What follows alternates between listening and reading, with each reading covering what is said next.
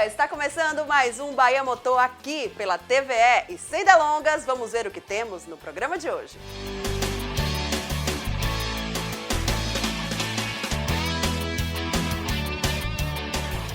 Entidades de respeito são contra a exigência de exame toxicológico para motoristas. Chevrolet Onix chega a 500 mil unidades produzidas no Brasil. A nova linha 2017 do Ford Cargo. Carros adaptados para portadores de necessidades especiais. Você vê agora no Bahia Motor. E para começar o programa deste sabadão, vamos falar de um assunto polêmico, hein? A Associação Brasileira de Medicina de Tráfego e outras entidades ligadas à área de saúde são contra a exigência de exames toxicológicos. Vamos saber o porquê. A Abramet e outras entidades ligadas às áreas de saúde e jurídica são contrárias à entrada em vigor, desde o dia 2 de março, da deliberação número 145, de 30 de 12 de 2015 do Conselho Nacional de Trânsito, o CONTRAN, que estabelece a obrigatoriedade do exame toxicológico de larga janela de detecção, para identificar o uso de drogas por pessoas que necessitem se habilitar, renovar ou mudar para as categorias C, D e E. Para a Associação Brasileira de Medicina de Tráfego, as normas que o CONTRAN utiliza na realização dos exames para identificar se os motoristas usaram drogas em um curto período, como a retirada de pelos e unhas, é ineficaz em diversos aspectos e está causando muito transtorno para todos os condutores. Pela lógica, o motorista usuário de drogas só mudará seus hábitos no curto período em que antecede ao teste. Essa estratégia necessita ser adotada tão somente uma vez a cada 5 anos, tempo necessário para a renovação dos exames de aptidão. Além disso, a possibilidade de motoristas profissionais, aproveitando-se da dificuldade de fiscalização, continuarem a conduzir seus veículos, mesmo com suas carteiras de habilitação vencidas, evitando assim o risco de reprovação e o custo da realização do exame toxicológico. A Abramet é contrária ao exame por considerar que ninguém é obrigado a produzir provas contra si mesmo. A Abramet é contrária ao exame não só por isso, Léo, mas também pelo fato da ausência de um respaldo teórico, técnico-científico para a aplicabilidade desse exame. Estes testes eles não detectam com precisão o comprometimento psicomotor do condutor no ato de conduzir um veículo. Ele é um exame de larga janela de detecção que detecta dos últimos 90 dias a presença de substâncias psicoativas. O ideal seria identificar essa presença de substâncias psicoativas naquelas pessoas que estão conduzindo.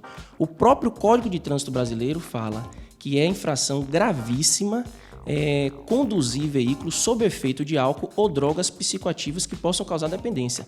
Então a relação não é o fato de usar uma droga psicoativa, e sim usar e conduzir um veículo. A Abramet tem um posicionamento contrário, tentou de todas as formas até adiar a lei, e tanto com a parte jurídica e científica, não só a Abramet, como outras associações ligadas ao tema, como a Sociedade Brasileira de Toxicologia, o Conselho Federal de Medicina, tem até um posicionamento contrário da Câmara Temática de Saúde do CONTRAN. Então a Abramet vem tentando esclarecer e se colocar à disposição dos órgãos para discutir uma melhor maneira para se resolver essa questão. Dos 184 países que fazem parte da Declaração pela Segurança do Trânsito, nenhum utiliza o exame toxicológico de larga janela para reduzir a violência no trânsito. Nós estamos vivendo uma situação complicada no país e agora vem esse exame sem comprovação científica, ou seja, sem efeito e com um custo que vai em torno de mais de $100. Realmente isso vai cair sobre os próprios condutores que estão na batalha do dia a dia, trabalhando de forma honesta para tentar conseguir o seu sustento. Não é com a obrigatoriedade de um exame sem comprovação científica que vamos conseguir reduzir os alarmantes índices de acidentes no trânsito. O mundo todo não usa esse exame. Existem outras formas que poderiam ser feitas, como é feito com o bafômetro. Existem exames da saliva, existe exame usando a urina, que são exames menos invasivos e que poderiam identificar se o condutor está sob efeito do uso de drogas naquele momento ao conduzindo o veículo. No mundo existem estudos, saiu em outubro de 2015, publicado em revista de renome internacional, um estudo comprovando a presença de metabólicos de THC, que é o da maconha, na presença, no exame, no pelo ou cabelo, comprovando que a presença, o exame dando positivo, não comprova que você fez uso da substância. Por quê? Porque o pelo pode ter sido contaminado pela própria fumaça, de alguém que está ao lado fazendo uso, pelo contato com a mão ou até pelo suor. Então, é comprovado que esse exame não tem comprovação científica, técnico-científica, para reduzir os acidentes de trânsito. Nós não entendemos por que esse exame está sendo obrigatório. Poderíamos fazer de várias outras formas para tentar reduzir. É só seguir os exemplos de outros países que têm reduzido o número de acidentes, de sequelas no trânsito, e nenhum deles utilizam essa medida. Quem não tá gostando nada disso são os motoristas, que trabalham justamente para sobreviver. Edmilson, o que você acha desse exame toxicológico que está sendo obrigado todo mundo a fazer agora? Eu acho um absurdo sendo obrigado. Poderia ser uma opção. Eu acho um absurdo esses exames aí que eles estão querendo obrigar a gente a fazer. Nem a gente pagar R$300, R$400 fazer um exame desse. Se eles querem mesmo que a gente faça isso mesmo, ele botaria isso de graça pro povo fazer.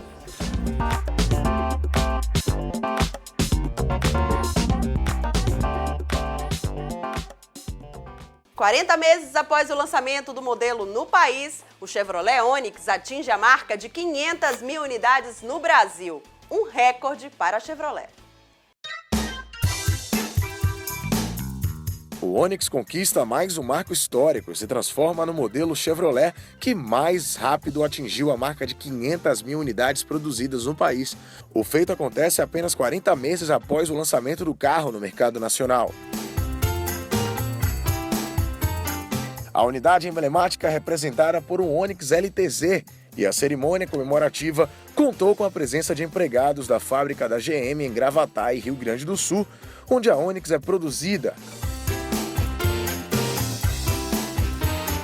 Lançado no fim de 2012, o Onix revolucionou o mercado por oferecer equipamentos inéditos em sua categoria, como a central multimídia MyLink e a transmissão automática de 6 marchas. Como resultado, o Onix foi galgando posições no ranking de vendas até fechar 2015 como o modelo mais vendido do Brasil e da América do Sul. Agora, em março, o modelo conquista outro feito histórico, superando o Corsa Hatch como o modelo Chevrolet que mais rápido atingiu a marca de 500 mil unidades produzidas no país. Em todas as versões, a lista de equipamentos de série bastante significativa, com destaque para o painel com velocímetro digital, ar-condicionado, direção hidráulica, aviso sonoro em caso de esquecimento do afivelamento do cinto de segurança, airbag duplo e freios ABS com EBD.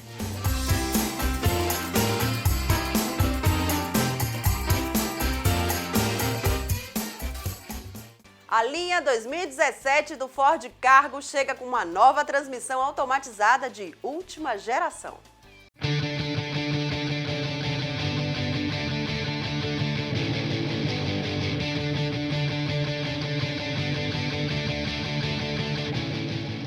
Os novos caminhões médios e pesados da linha Ford Cargo chegam ao mercado em março, com uma grande novidade: uma transmissão automatizada de última geração que une todo o conforto de um câmbio automático com a possibilidade de fazer as trocas de marcha no modo manual quando necessário.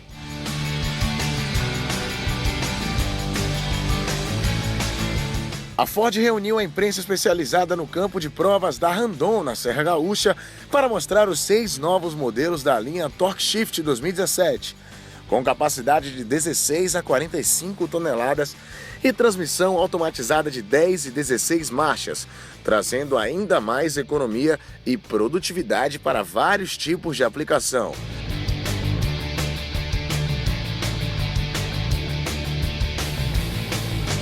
Um dos destaques da linha é o Cargo 2429 Torque Shift com tração 6x2, peso bruto total de 23 toneladas e transmissão automatizada de 10 marchas para médias e longas distâncias. Disponível nas versões cabine simples ou leito, ele chega com 2 anos de garantia e o melhor preço da categoria.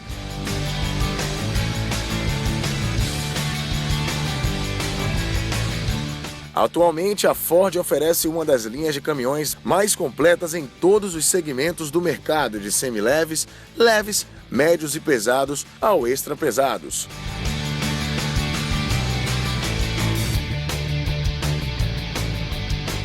São 34 modelos para as mais variadas atividades econômicas, atendendo tanto os frotistas como os autônomos. Ainda no próximo mês, a marca lançará mais 4 novidades.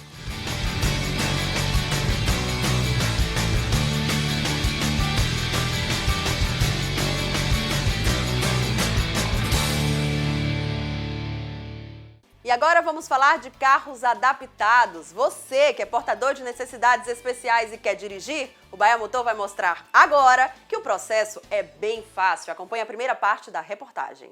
A deficiência física acaba trazendo algumas necessidades especiais para os seus portadores e acaba também influenciando em algumas realizações de atividades cotidianas. Falando nisso, uma das atividades que também é influenciada é a questão de dirigir. Mas isso não é impossível. O portador de deficiência pode sim ter a sua habilitação. Hoje o Bahia Motor veio falar sobre isso para você que quer saber um pouco mais sobre o assunto. Confira!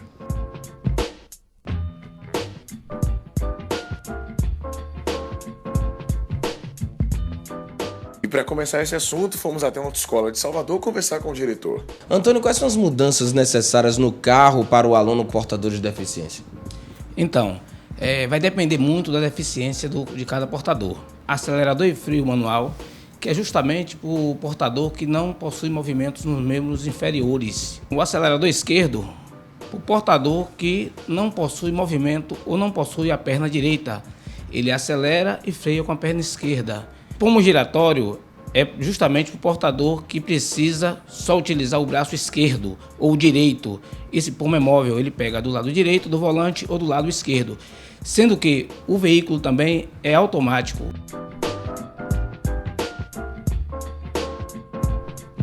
Para falar um pouco mais sobre essas adaptações e como o portador de deficiência pode dirigir, a gente está aqui com o Reginaldo Santos, ele que é instrutor.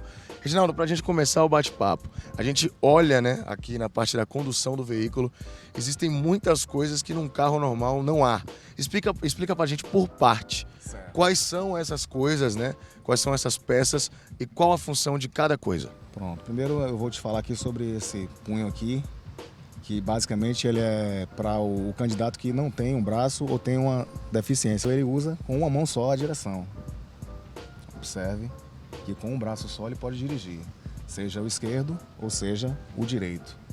Entendeu? Primeira, por exemplo, se o outro candidato vem e não tem nenhum dos membros inferiores, ele vai acelerar aqui manualmente ou frear manualmente. Então essa alavanca faz com que o candidato acelere e freie usando a sua mão. Exatamente, ele vai trabalhar manualmente, acelerando ou freando. Antes de passar para as partes dos membros inferiores, né, e continuando isso aí, eu acho legal a gente abrir um parêntese em relação a isso, porque essa alavanca ela fica do lado esquerdo do volante, né? A gente pode ver.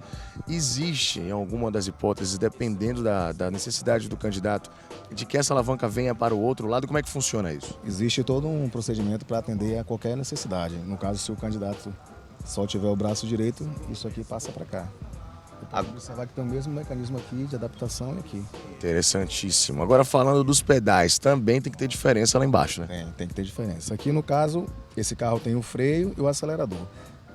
Se o candidato ele tem uma deficiência na perna esquerda, ele trabalha com o freio e com o acelerador na perna direita. Perna direita. Até aí tudo bem, que é o comum dos motoristas. Né? Se ele não tem a perna direita, ele vai trabalhar com o acelerador esquerdo, que em nenhum outro carro tem, só um carro adaptado, aceleração esquerda e freio com a perna esquerda. Isso é muito interessante, mas inverte os usos dos pedais. Exatamente. Em termos de aprendizado, né, a mecânica de dirigir, existe uma diferença ou você acha que realmente é igual essa forma de aprendizado e que realmente o que muda é somente a adaptação para que ele dirija? Basicamente muda a adaptação e assim, o fato de o carro ele não ter a embreagem, que é um fator assim dificultador para quem está aprendendo, já ajuda muito. Basicamente a maior dificuldade dos candidatos é assim, de repente ele vem assim com algum tipo de sequela, um candidato mais assim sensível, digamos assim, entendeu? Mas basicamente o aprendizado é como se fosse uma pessoa normal, sem problema nenhum. Você falou uma coisa interessante, que é o fato, né, do carro ter uma transmissão automática. Né? Antes não tinha essa obrigatoriedade, mas agora é obrigatório que o carro seja automático. Exatamente, é obrigatório que o carro já venha com a transmissão automática de fábrica. Muito anteriormente se fazia toda a adaptação, mas hoje em dia eu só posso trabalhar com o carro automático e posteriormente fazer uma adaptação que se adeque ao candidato. Existe, né, um divisor, no caso, existe uma parte, uma etapa que diz qual a necessidade desse portador e assim a autoescola é obrigada a se adaptar para esse portador de necessidade especial? Exatamente, ele vai fazer lá o procedimento dos exames médicos, psicológicos normais, mas o médico em si, que é especialista nessa área, ele vai determinar qual adaptação ele vai ter que ter no carro para que atenda, que venha atendê-lo, entendeu? Não é assim, eu cheguei lá, comprei aqui o laudo e vou para a autoescola e lá a autoescola vai me dizer, não, o próprio Detran, o órgão, o médico lá do órgão que vai determinar. Você vai usar o membro inferior direito, esquerdo, o braço direito, o braço esquerdo, entendeu? Já vem tudo já pré-determinado através do órgão. Ainda falando sobre essas informações, Reginaldo, que eu acho que é sensacional para quem não tem, né? Ou melhor, para quem tem a necessidade especial e às vezes fica com receio de procurar uma autoescola, acha que é incapaz de dirigir, a gente está aqui desmistificando isso. Agora eu me pergunto o seguinte, né? O candidato comprou o laudo, foi lá no médico do Detran, o médico avisa qual a sua necessidade. Quando ele chega na autoescola, qual é o procedimento desse portador? Ele vai seguir o procedimento basicamente normal de uma pessoa que vai fazer a habilitação normal. Fazer as 45 horas aulas teóricas, mais as 25 horas aulas práticas. Que no caso as aulas teóricas você vai fazer no turno da manhã, da tarde ou da noite. Que na verdade são 9 dias. Sim. E no caso das práticas são 25 horas, que na verdade não são uma hora fechada. Digamos, cada aula possui 45 minutos. Entendi. Então, realmente o prazo, né, acaba sendo igual. Igual para uma habilitação normal, para a primeira habilitação de uma pessoa dita normal. A gente sabe que um condutor normal, né, um candidato normal que quer tirar a sua CNH, ele tem que alugar o carro da própria autoescola para fazer esse teste. Eu acredito que nessa situação seja a mesma coisa, mas como funciona a avaliação no lugar? É a mesma avaliação, é o mesmo percurso, como é que funciona? A avaliação para essa primeira habilitação desse candidato é a mesma do candidato dito normal. Só que, no caso do candidato que vai fazer a habilitação normal, ele vai ter o acompanhamento do examinador. E no caso da pessoa que tem uma necessidade especial, ela vai ter o acompanhamento do examinador e do médico. Interessante. Então o médico vai junto. Coisa faz no mesmo local, porém acresce a presença do médico. Existe um treinamento diferente, um treinamento apropriado para esse tipo de candidato? Existe. Todos nós que somos instrutores passamos por um curso de preparação. Temos que ter obrigatoriamente o curso para ingressar na função. Porém, assim, quando a gente vai fazer o curso, tem as áreas específicas. Por exemplo, para dar aula para pessoas com necessidades, tem que ter uma matéria, digamos, uma matéria específica para trabalhar com esse público, entendeu? Um preparo a mais do que o dito normal. Muitos se perguntam como fazer para ter um carro adaptado, né? Verdade. Conta pra gente como esse condutor ele pode adquirir o carro dele e quais são os benefícios, né? Que existem benefícios para o portador de necessidade. No caso, as pessoas que têm essa necessidade, elas têm no valor do carro um abatimento que eu imagino que seja basicamente entre 30% do valor do veículo. 30%? Ela tem esse desconto. Ou seja, já é um valor, né, que é muito mais acessível para que essa pessoa realmente possa dirigir. É um incentivo a mais, né? Um motivo a mais para essa pessoa querer dirigir, porque vai estar com um carro que, na verdade, esses carros são mais caros, mas, porém, com esse desconto ele fica bem mais acessível, né? É interessante falar também que esse carro ele não vem adaptado, né? Não, ele vem assim de fábrica, com a transmissão automática, porém as adaptações a gente faz de acordo com a necessidade do condutor. Como é que funciona a renovação, né? Para tirar a habilitação a gente já falou, mas na renovação como é que funciona? O condutor, o candidato dito normal, ele vai fazer a renovação pura e simplesmente ali na parte médica, teórica, médica, tal, nada além disso. Mas o candidato, já nessa categoria, ele precisa passar a cada renovação pelo exame prático. Caramba, mais uma vez. Então, toda vez que ele for renovar a sua habilitação, ele faz o exame prático, lembrando, com o instrutor e com o médico. Exatamente, ele não precisa fazer a aula, não é obrigatório. A autoescola recomenda até porque ele não conhece esse carro, mas não é obrigatório. Mas o exame em si é. Essa renovação, ela é feita no mesmo prazo do condutor comum? Não, nesses casos são 3 anos. 3 anos, de 3 em 3 anos acontece essa renovação. Exatamente. Importantíssimo para que quem tem, né, já essa habilitação, porque até o condutor normal ele se passa, né? Se passa, com certeza, Imagina quem tem um prazo diferente. Exatamente, com certeza, Passa uma mensagem para aquele portador que está assistindo a gente, que tem essa vontade, mas que tem vários receios e que acha que não é capaz de dirigir. A mensagem que eu passo é de positividade, de confiança, que esse candidato que esteja nos vendo agora, que venha para cá, que não é nada do outro mundo, não é um bicho de 7 cabeças, não. Aqui a gente está preparado, apto para recebê-lo da melhor maneira possível, qualquer que seja a sua necessidade. Bom, então você que é portador de uma necessidade especial, não tenha medo. Não existe um motivo por que você achar que você é incapaz de ser habilitado. Vá a uma autoescola e procure um instrutor, claro, uma autoescola que tenha toda essa estrutura para poder lhe oferecer e faça a sua habilitação.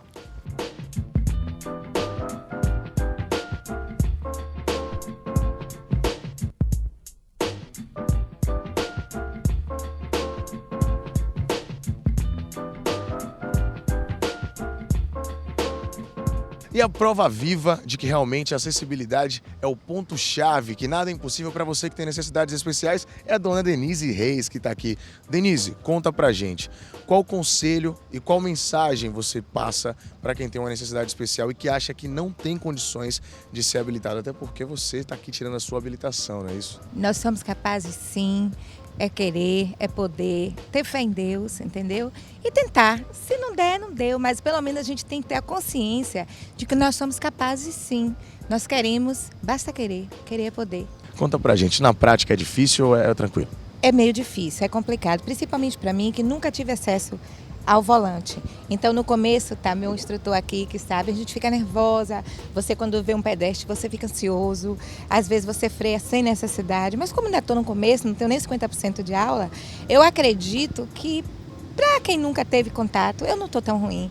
Então é querer mesmo, eu quero isso. E Deus sensacional. dá esse consentimento. Você já conseguiu, pode ter certeza que a senhora já é uma vencedora por estar aqui. Eu acho que o mais importante é tomar atitude, é fazer, é correr atrás, não ficar no sofá se lamentando, até porque a vida continua e inclusão social é o mais importante para todas as pessoas que têm necessidades especiais, não é isso? Com certeza, com certeza. Nós precisamos de autovalorizar, entendeu? Ter uma autoestima maior. Eu estava muito para baixo mesmo.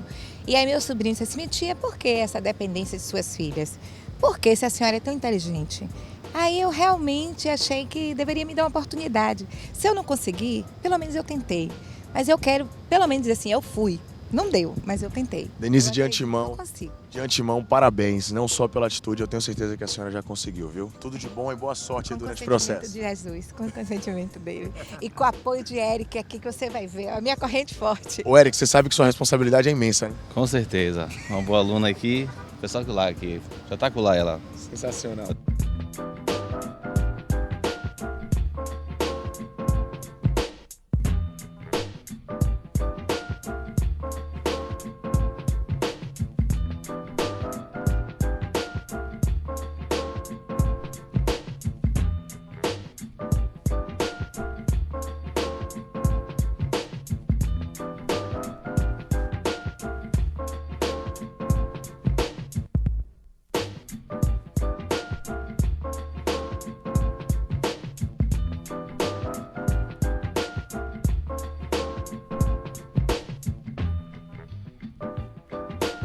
Dona Denise, me diz só uma coisa. É aqui que você se sente bem? Eu consigo. Qual o sentimento? Ai, meu Deus, é emocionante. Eu nunca tirei daqui. Geralmente eu pego no caminho já, né? Mas hoje eu vou tentar. Se conseguir, conseguir. Você vai conseguir. Boa aula pra senhora, viu? Obrigada. Valeu. Tchau, tchau.